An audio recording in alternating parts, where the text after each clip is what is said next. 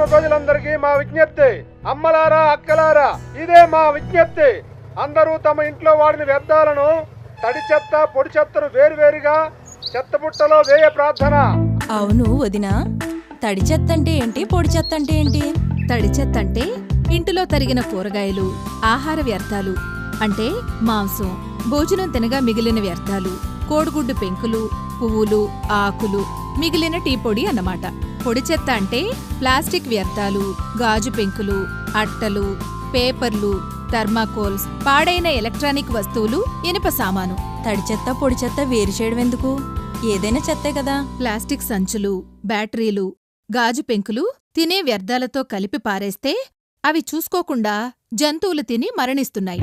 అందుకే మనం పొడి చెత్తని, తడి చెత్తని విడిగా ఇవ్వడం వల్ల పొడి చెత్తని రీసైకిల్ చేసి మనకు ఉపయోగపడే వస్తువుల్ని తయారు చేస్తారు. అలాగే తడి చెత్తను ఉపయోగించి వెర్మీ కంపోస్ట్ యూనిట్ ని ఏర్పాటు చేసుకుని సేంద్రియ ఎరువు తయారు చేసుకుని అమ్ముకుని కూడా లబ్ధి పొందవచ్చు. అందుకే మనందరం మన గుంటూరు జిల్లా కలెక్టర్ గారు చెప్పినట్టు చేస్తే ప్రతి గ్రామంలోనూ పట్టణంలోనూ స్వచ్ఛమైన జ్యోతులు వెలుగుతాయి.